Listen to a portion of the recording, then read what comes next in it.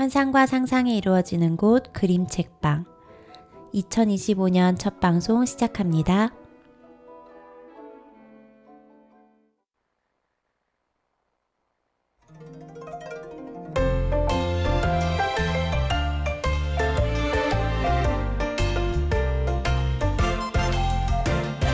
아버지도 나처럼 어렸을 때가 있었대요. 아버지의 아버지는 할아버지, 할아버지의 아버지는 증조 할아버지, 할머니 할아버지 사랑 먹고 아버지가 자라서 어머니를 만났대요. 사랑이 이어지고 이어져 그렇게 가족이 되었대요.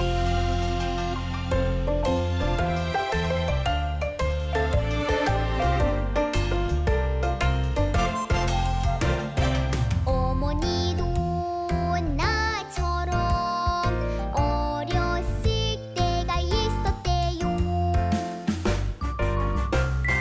어머니의 어머니는 외할머니, 외할머니의 어머니는 외증조 할머니, 외할머니 외할아버지 사랑 먹고 어머니가 자라서 아버지를 만났대요. 사랑이 이어지고 이어져 그렇게 가족이 되었대요. 이수영 작사, 설재호 작곡의 가족의 탄생 듣고 오셨습니다. 환상과 상상이 이루어지는 곳 그림책방, 그림책방의 책방지기 요정 인사드립니다. 2025년 을사년 푸른 뱀의 해가 밝았습니다.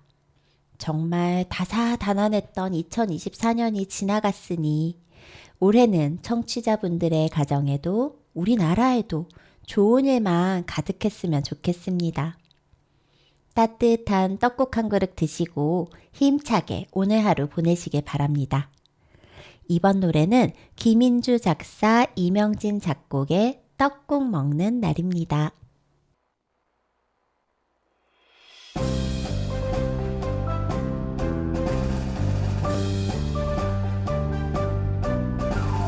와, 사날이다.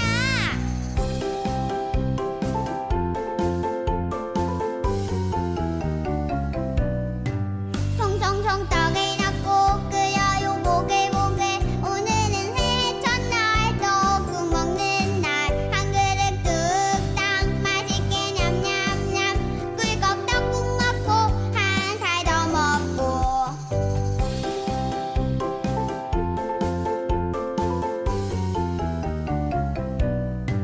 노란 계란지단 올려요 가지런히. 새까만 김가루 톡톡 끓여요. 한 그릇 뚝딱 맛있게 냠냠냠. 꿀꺽 떡국 먹고 한 살 더 먹고. 오늘은 새해 첫날 떡국 먹는 날. 오늘은 새해 첫날 한 살 먹는 날.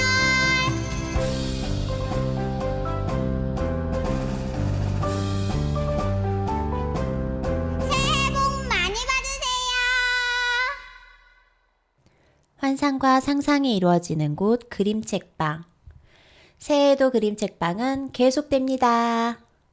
그림책방에서는요, 최근 출간된 따끈따끈한 신간 그림책 이야기를 들으실 수 있습니다.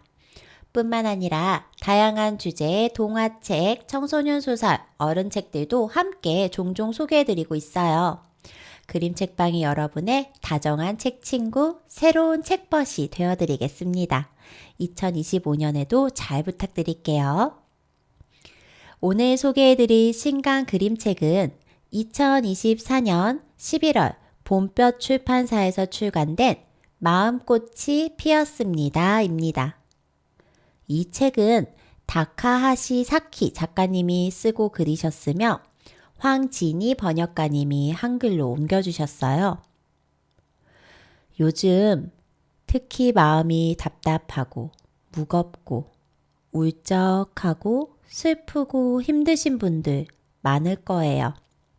그럴수록 내 마음을 꺼내어 들여다보고 그 마음을 겉으로 표현해야 조금은 해소된다는 것 알고 계신가요?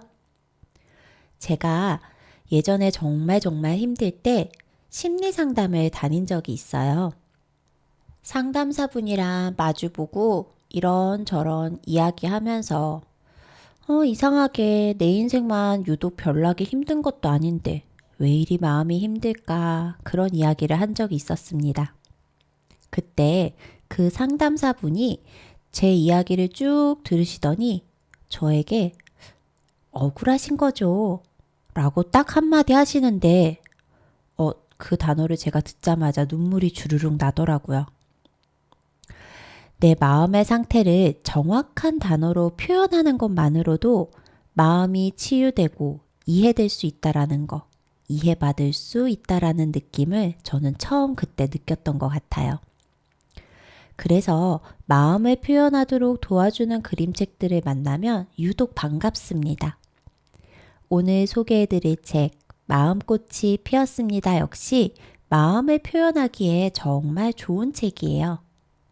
이 책은 A4 종이보다 조금 작은 판형을 가지고 있는데요. 보통 일반적인 그림책 크기라고 보시면 될 것 같아요. 저는 유독 이 책의 표지가 인상 깊었어요. 약간 흐린빛이 나는 푸른색 바탕에 흰색으로 그림이 그려져 있고 제목은 노란색으로 적혀 있는데 이 제목의 배치나 글자체가 마치 캘리그라피인 듯 자유로우면서도 굉장히 멋져 보였거든요. 이런 글자체가 진짜 있는 건지 아니면 손글씨인지 너무 궁금하더라고요. 정말 손글씨처럼 보이거든요. 이 책의 본문에서도 계속 이 글자와 그림이 어우러지는 장면이 등장하거든요. 작가님은 분명 일본인 작가님이신데 어떻게 이렇게 글씨체까지, 한글 글씨체까지 그림과 어우러지게 딱 배치를 하셨는지 너무 궁금해지는 책이었습니다. 만약에 이게 폰트라면은 이 책을 디자인하신 디자인 편집자분이 진짜 능력이 대단하신 것 같아요. 이 책의 표지 그림을 자세히 보면 긴 양갈래 따은 머리를 한 인어 소녀가 한 송이의 꽃을 두 손으로 소중히 보듬고 그 향기를 맡는 듯한 모습이 그려져 있어요. 제목에 마음꽃이라는 말이 있으니 아마도 이 꽃은 이 인어 소녀의 마음꽃 아닐까 싶습니다.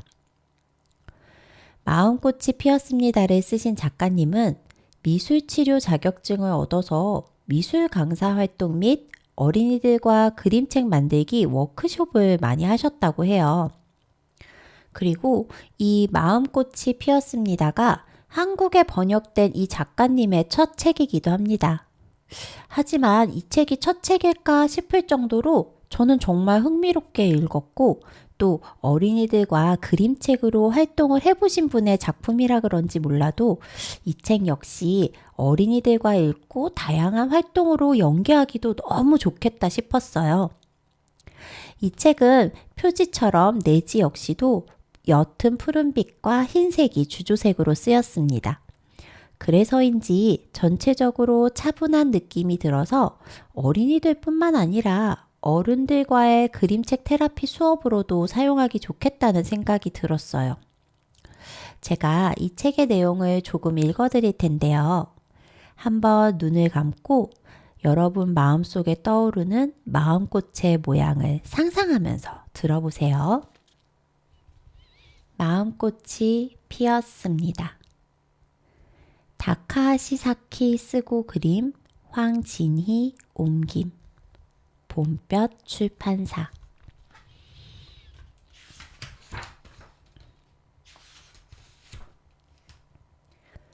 우리 마음에는 꽃이 피어 기쁨의 꽃, 슬픔의 꽃, 분노의 꽃.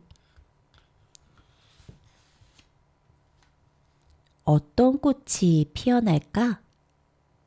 함께 찾으러 가보자.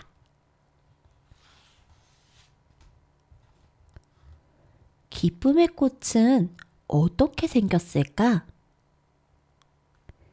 하트가 퐁퐁 솟아나 쭉쭉 뻗어가는 꽃. 엄마가 맛있는 핫케이크를 구워주었을 때 드는 기분이야. 기쁠 때는 기쁨을 마음껏 누려도 좋아. 슬픔의 꽃은 어떻게 생겼을까?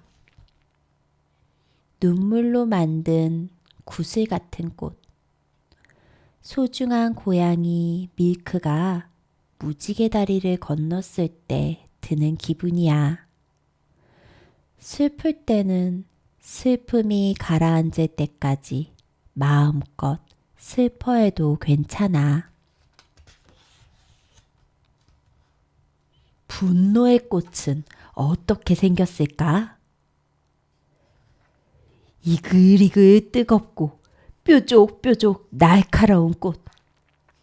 친구가 내 장난감을 망가뜨렸을 때 드는 기분이야.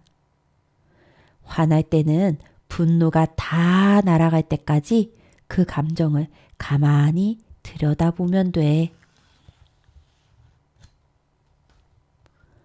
기쁨과 믿음이 만나면 어떤 꽃이 필까? 폭신폭신 담요처럼 포근한 꽃. 엄마가 꼭 안아줄 때 느끼는 따스한 기분이야. 마음이 놓일 때는 포근함을 마음껏 누려도 좋아. 신기함과 믿음이 만나면 어떤 꽃이 필까? 호기심 가득한 모험의 꽃. 강아지 뽀삐와 보물찾기에 나설 때 느끼는 두근거리는 기분이야. 신이 날 때는 즐거움을 마음껏 누려도 좋아. 좋아와 미워가 만나면 어떤 꽃이 필까?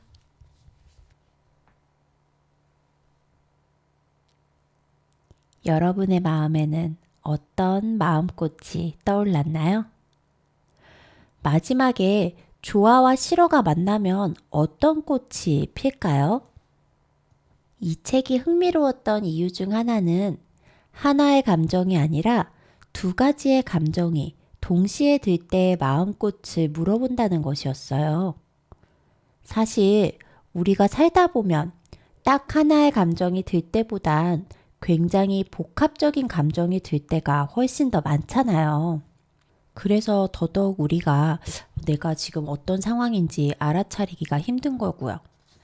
그런데 이 마음꽃이 피었습니다 라는 그림책에서는 한 번에 여러 복합적인 감정, 가끔 때때로는 전혀 상반된 좋아와 싫어처럼 전혀 반대되는 감정이 동시에 들 수도 있다라는 걸 굉장히 자연스럽게 표현을 해주고 있어요. 또한 이렇게 자연스럽게 두 가지 상반된 감정 혹은 비슷한 감정들이 만났을 때 내 마음속에 떠오르는 그 마음꽃을 인지하고 시각화할 수 있도록 표현해 주는 게 굉장히 색다른 이 그림책만의 장점이라고 생각이 들었습니다. 그래서 저도 올해는 교실 친구들과 이 마음꽃이 피었습니다 라는 책으로 우리 친구들의 마음에는 어떤 꽃이 피었는지 함께 살펴보고 소중히 그 마음들을 보듬어 보는 시간을 가져야겠다는 생각이 들었어요. 노래 한 곡 듣고 와서 또 이야기 이어나가겠습니다. 다음 곡은 보라미유의 마음꽃입니다.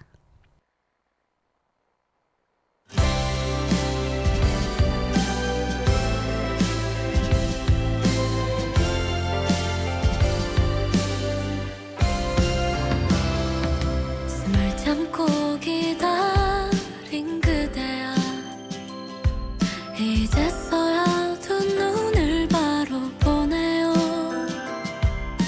어린 날들을 다 보내고 나서야 내 마음을 알아버렸네. 마음의 꽃 피워내던 날들이야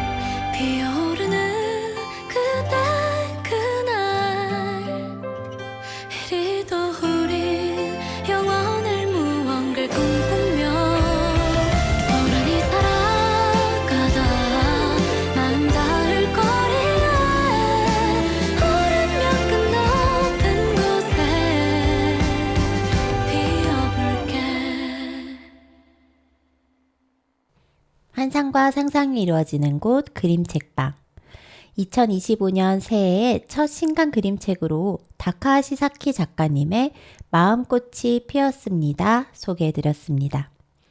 이 책은 일본인 작가님의 그림책임에도 불구하고 한글이 아주 멋스럽게 쓰여져 있다고 제가 앞서 소개를 드렸어요. 오늘 소개해드릴 두 번째 그림책은 바로 이런 한글의 매력이 아주 듬뿍 담겨 있는 그림책입니다. 바로 2024년 12월 한솔수북에서 출간된 가나다 글자놀이라는 그림책인데요. 이 책 같은 경우에는 이상교 작가님이 글을 쓰셨고 밤코 작가님이 그림을 그리셨어요. 그림책 조금 보신 분들은 아마 아시겠지만 이 작가님들 라인업이 이미 어마어마합니다. 이상교 작가님 같은 경우에는 동시 작가님으로 이미 50여 년간 활동을 하시고 있는 작가님이시고요. 밤코 작가님 같은 경우에는 모모모모라는 작품으로 2021년 볼로냐 라가치상까지 수상하신 정말 실력 있는 그림책 작가님이시죠. 이 두 분은 사실 이미 아주 좋은 내 모자 그리고 멸치 다듬기라는 그림책으로 함께 책을 내신 경험도 있으세요. 개인적으로는 이 이상교 작가님의 경쾌하고 운율감 있는 문장이 밤코 작가님의 귀엽고 단순하면서도 색감이 선명한 그림체와 정말 잘 어울리는 것 같아요. 특히 이번 가나다 글자놀이의 경우에는 2022년 1학년 개정 국어 교과서에도 수록이 되어 있다고 합니다. 초등학교 1학년이에요. 교과서에 수록되는 작품들의 경우에 사실 그 교과서 분량상 전체 작품이 온전히 실리는 경우가 많지 않기 때문에 가끔 학교나 그런 기관에서 온책 읽기를 하는 경우가 많은데요. 이 그림책의 경우는 워낙 시처럼 짧고 경쾌해서 입학 전에 아이들과 함께 미리 읽어보아도 정말 좋을 것 같습니다. 가나다 글자놀이를 구매하시면 이 안에 작은 낱말 카드를 만들 수 있는 부록도 들어있어요. 구매하셔서 이 낱말 카드도 같이 활용해 보셔도 좋을 것 같아요. 낱말 카드가 굉장히 귀엽거든요. 이 그림책에 있는 그림체를 그대로 따와서 만들어진 그 종이인데 직접 그 가위로 잘라서 사용을 하시긴 해야 되거든요. 그런데 이 종이가 조금 얇은 편이어서 자르신 다음에 코팅하셔서 쓰시면 조금 더 오래오래 사용 가능하실 것 같습니다. 가나다 글자놀이라는 이 그림책은 운율감이 있는 문장들이 유독 많게 느껴집니다. 같은 자음을 반복적으로 활용해서 문장을 만들었다 보니 읽다 보면은 자연스럽게 리듬을 타게 됩니다. 제가 랩을 좀 할 줄 안다면 정말 더 재미있고 맛깔나게 읽어줄 수 있을 것 같은데 인터넷에서 랩하는 방법을 찾아봐도 전 잘 모르겠더라고요. 아마 저보다 더 재미있게 잘 읽는 친구들이 있을 것 같아요. 아, 이 정도는 나도 읽겠다 하고 도전하실 어린이 친구분들은 손 들어주시기 바랍니다. 어쨌든 최선을 다해서 한번 읽어봐 드릴게요. 가나다 글자놀이 이상교 글 밤코 그림 한솔수북 출판사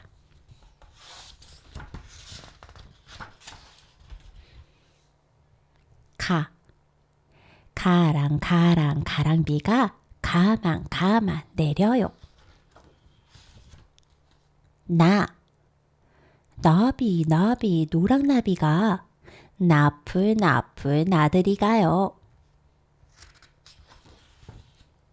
다닥 다슬기 다닥 대추 라디오에서 노래가 나와요. 라라라 따라 불러요.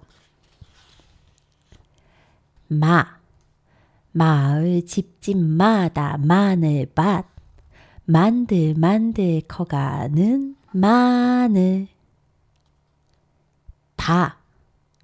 바둑점 콩콩 바둑이. 바동바동 쫓아오는 바둑이. 사는 뭘까요? 혹시 너무 듣기 괴로우셨다면 정말 죄송합니다.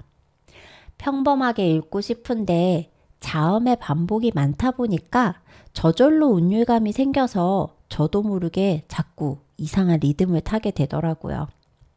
아마 진짜 저보다 더 잘 읽는 친구들 많을 것 같아요. 랩을 좀 하는 친구들은 훨씬 더 경쾌하고 재미있게 읽을 수 있을 겁니다.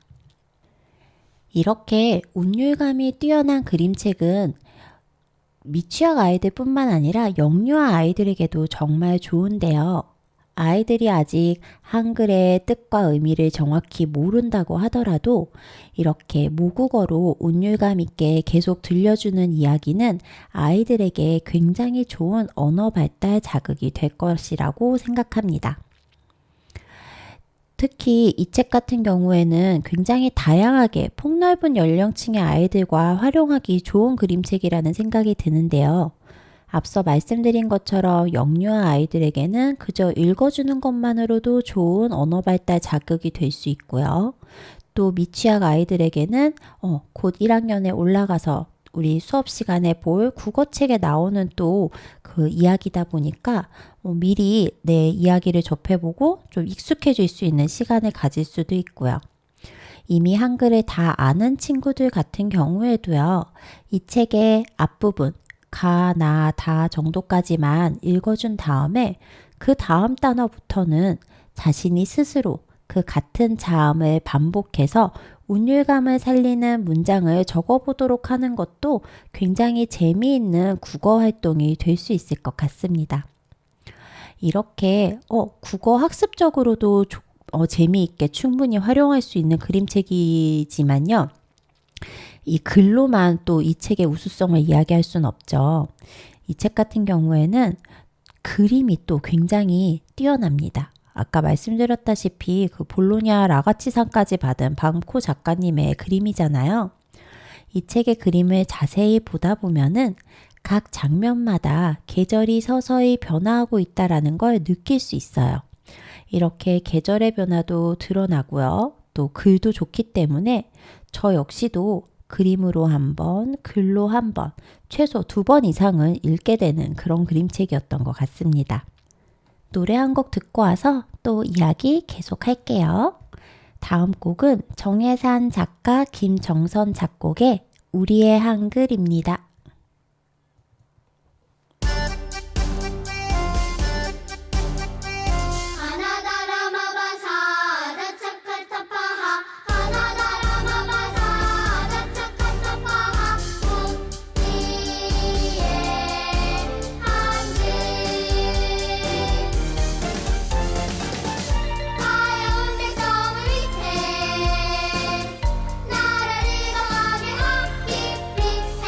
우리의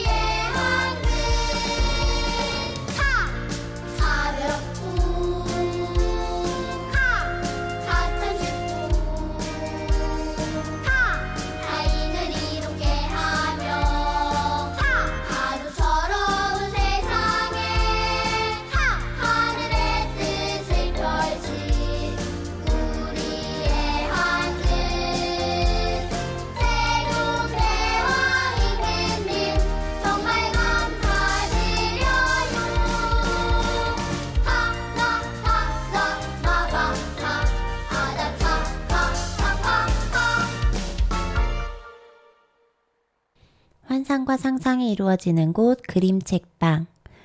그림책방은요, 서대문 공동체 라디오 FM 91.3에서 본 방송은 매주 금요일 저녁 6시, 다시 듣기는 월요일 오전 10시에 들으실 수 있는 책방입니다. 또한 팟빵에서 서대문 공동체 라디오를 검색하셔서 그림책방을 찾으시면 지난 방송들도 들어보실 수 있습니다. 그리고 인별그램에서 그림책방 영어 알파벳으로 GRIMCHECKBANG를 찾아보시면 방송에 소개된 책들도 보실 수 있습니다.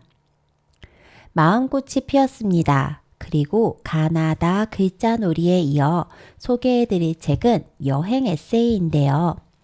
힘들고 지치는 날 읽으면 힘도 나고 웃음도 나는 그런 에세이라서 제가 소개해드리고 싶었어요. 바로 2014년, 지금으로부터 무려 10년 전에 은행나무 출판사에서 출간된 정유정의 히말라야 환상방황입니다. 여러분은 혹시 정유정 작가님을 아시나요? 제가 한때 장르물에 엄청 빠져 있었던 적이 있었어요.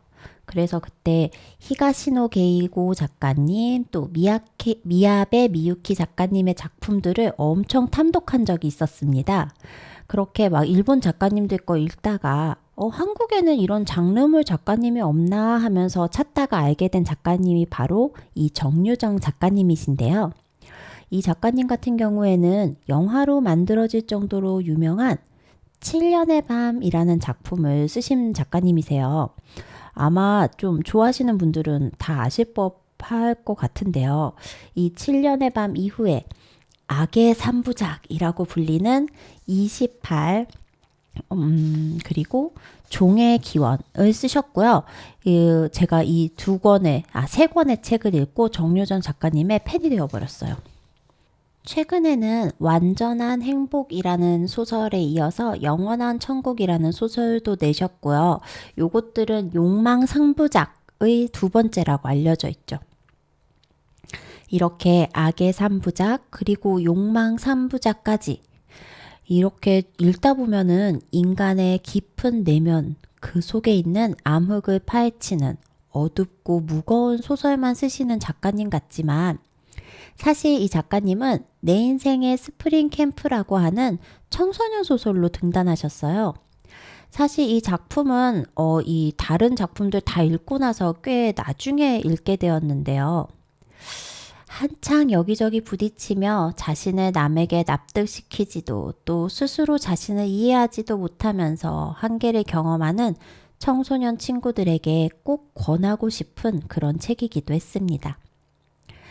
마음은 뜨겁게 들끓지만 현실의 한계에 갇혀 날지 못했던 수많은 밤들과 시행착오들.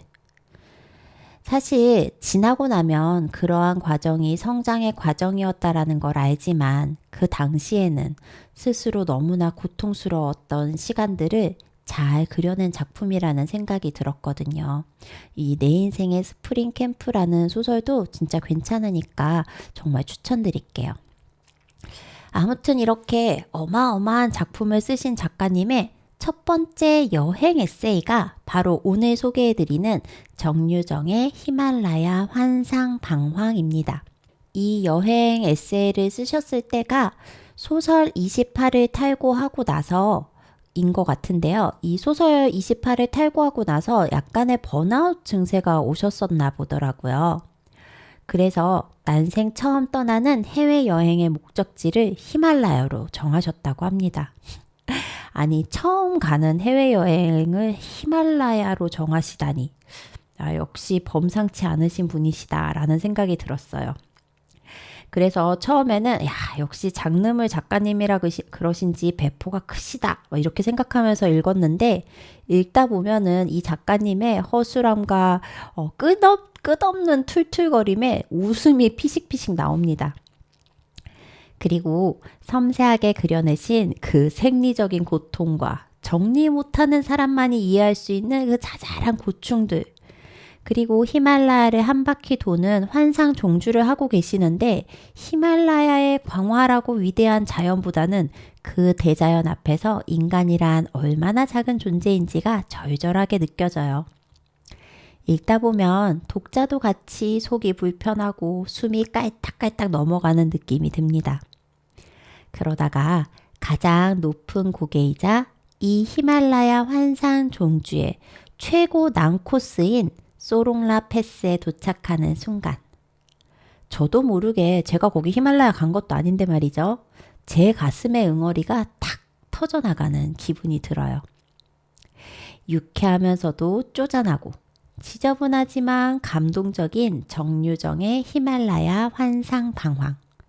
저는 정유정 작가님의 장르물로 이 작가님을 좋아하게 됐지만 이 에세이 읽으면서는 이 작가님 진짜 모든 장르의 글을 다 잘 쓰시는구나 이런 생각이 들었어요. 특히 이 히말라야 환상 방황에서 보이는 이 작가님만의 특유의 톤 앤 매너가 너무 제 취향이라서 정말 재미있게 읽었습니다. 제가 앞부분만 조금 읽어드릴게요. 한번 들어보세요. 정유정의 히말라야 환상 방황, 은행나무 출판사. 프롤로그.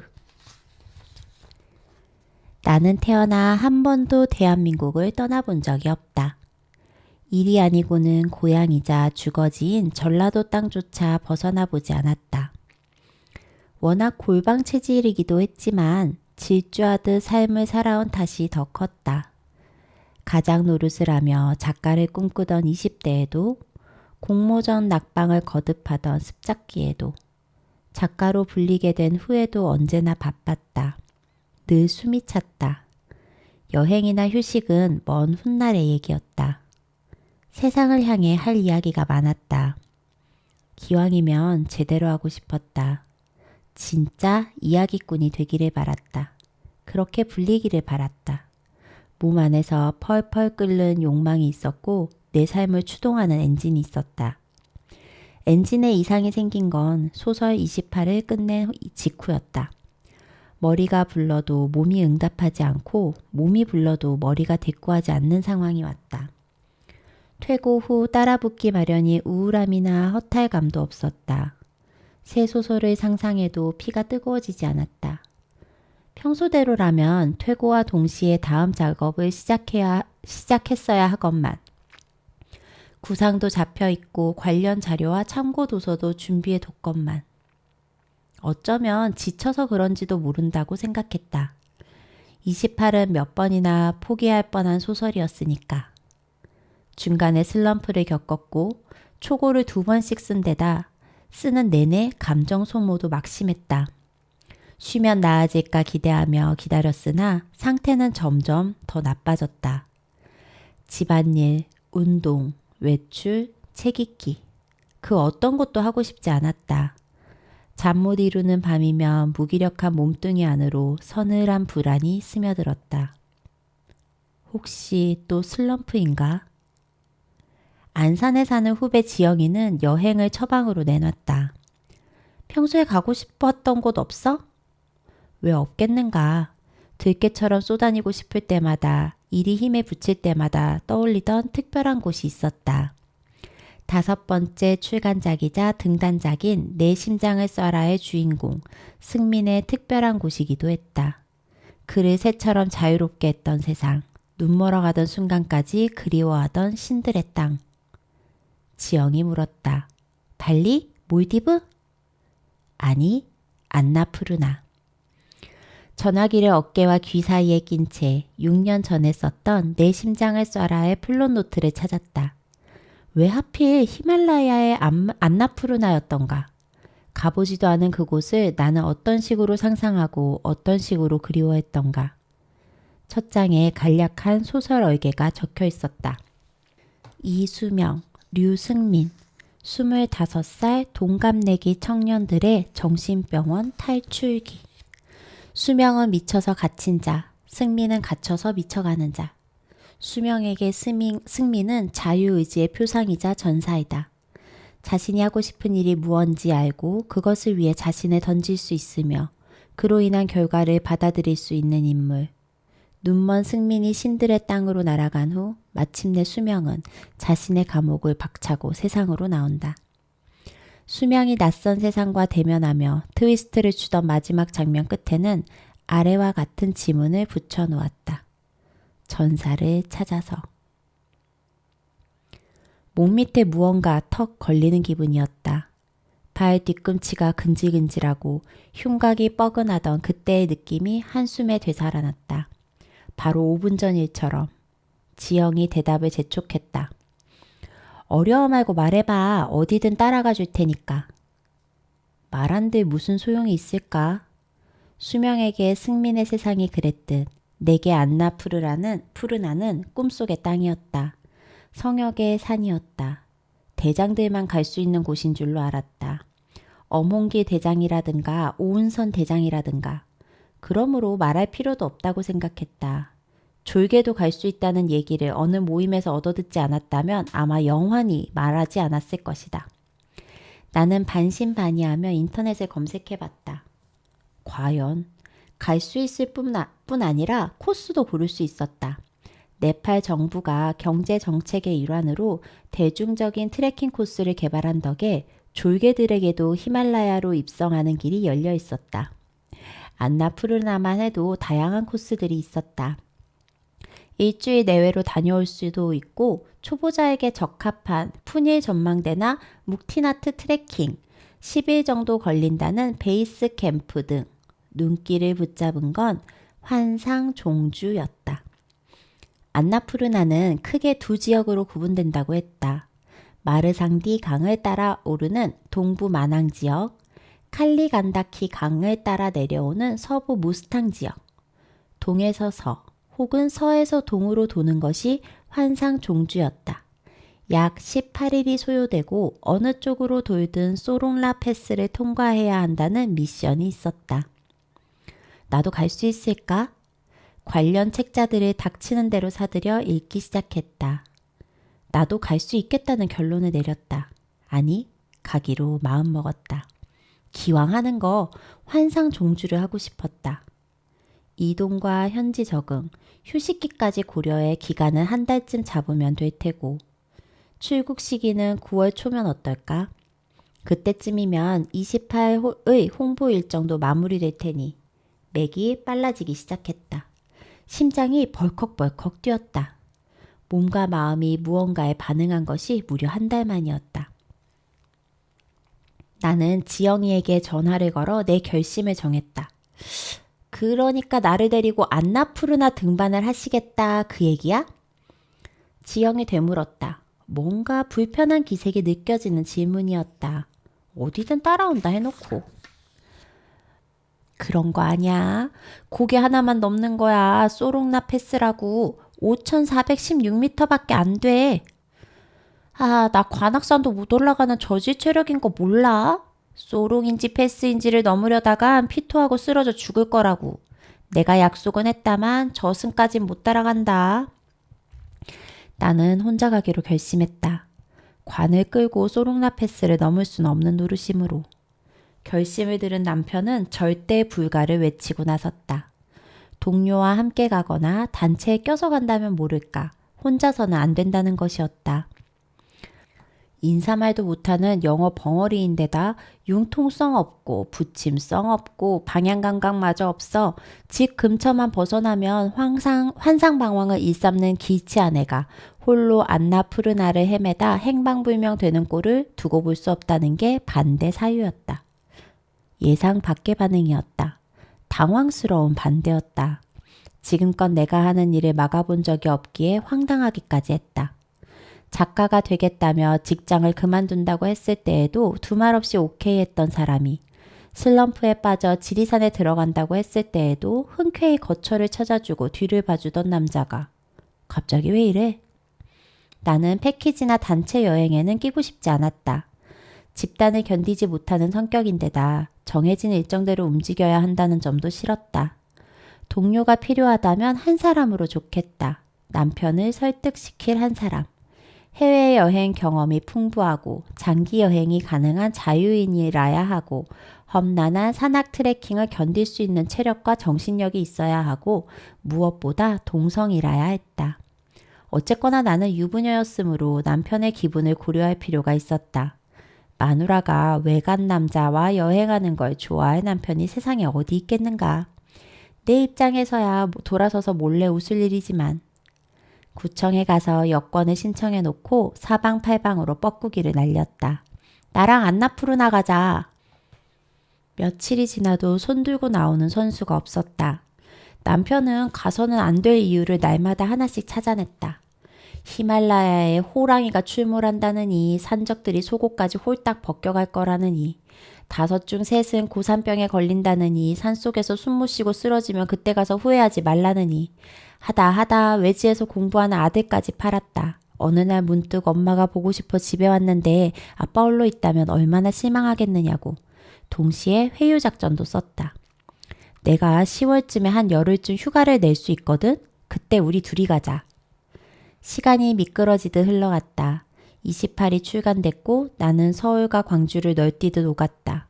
인터뷰, 방송, 북콘서트, 사인회 같은 일정을 소화하다 보니 어느덧 7월이 끝나가고 있었다. 안나푸르나는 나로부터 10리쯤 멀어졌다. 대신 발등에는 불벼락이 떨어졌다. 어느 문예지에서 청탁받은 30매짜리 원고를 해결하지 못하고 있었던 것이다.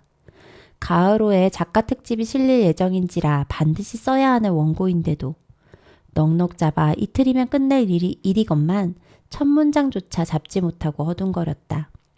텅 빈 노트북 화면을 노려보다 맥없이 드러누워버리기 일쑤였다. 마감을 하루 앞둔 날까지도 그랬다. 발을 구를 일이었다. 벽에 머리를 찍고 싶은 심정이었다.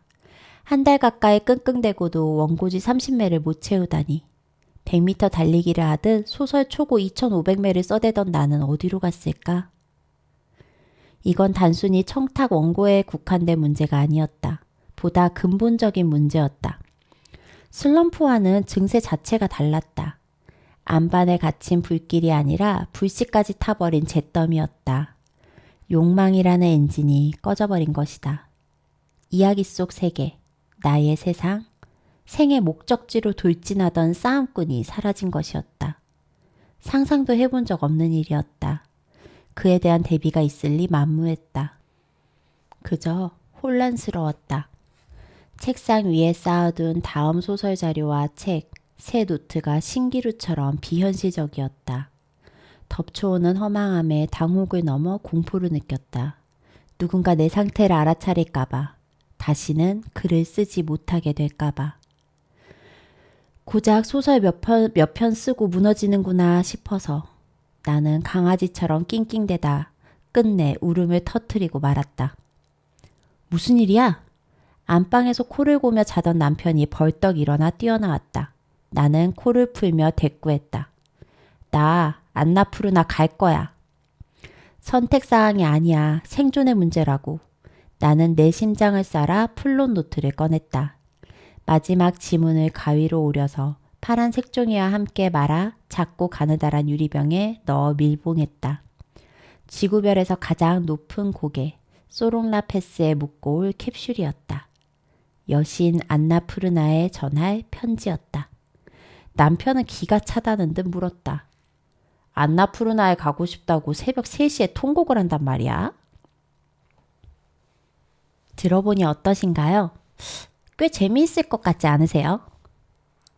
2025년 새해가 밝았지만 유독 이번 새해는 마음이 무겁게 시작하는 것 같아요. 그래서인지 무언가 할 일은 많은데 의욕도 안 나고 기운이 쭉 빠집니다.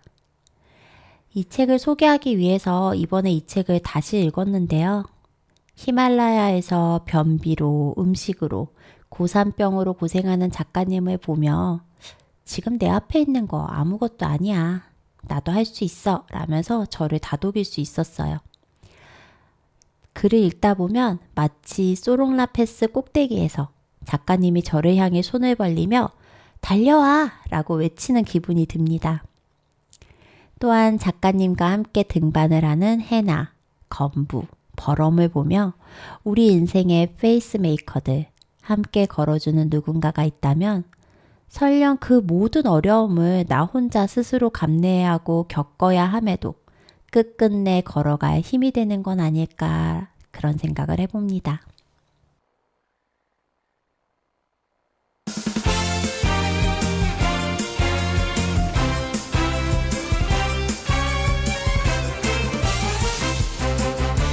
두 눈 크게 뜨고 두 귀 크게 열고 숨어있는 행복한 설을 찾아봐. 이리저리 구석구석 빈틈없이 작은 한 서라도 놓치지 마. 두근두근 심장 소리 신나는 발걸음 잘해낼 수 있을 거라 강한 자신감.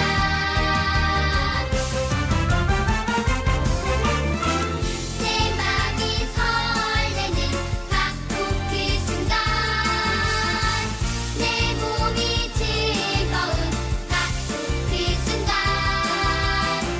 행복한 그 순간을 놓치지 마.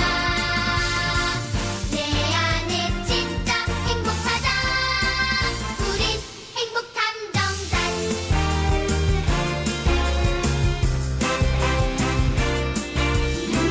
두근두근 심장 소리 신나는 발걸음 잘해낼 수 있을 거라 강한 자신감.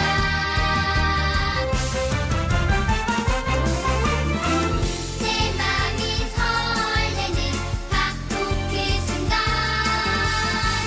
내 몸이 즐거운 바로 그 순간 행복한 그 순간을 놓치지 마. 내 안에 진짜 행복하다. 우린 행복탐정단. 바로 지금 우리 가까이 행복이 오고 있어요.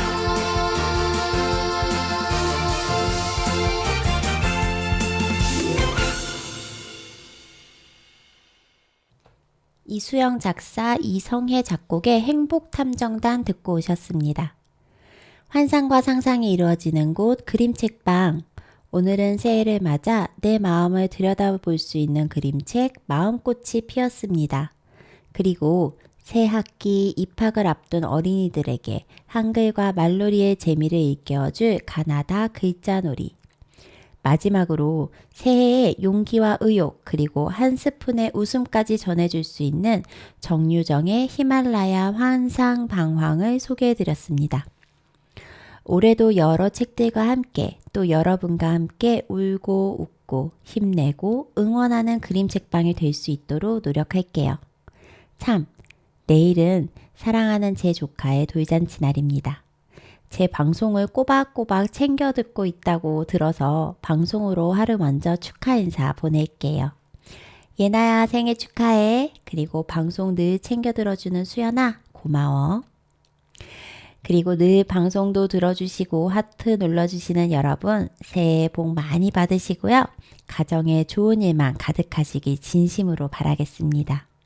그리고 하시는 일 모두 술술 잘 풀리는 2025년이 되시길 또 올 한 해도 건강 놓치지 않으시길 기원합니다.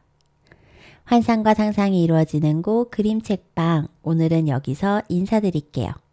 마지막 곡은 김민선 작사 작곡의 모두의 꿈 그리고 박진영 작사 작곡의 노래하는 친구들입니다.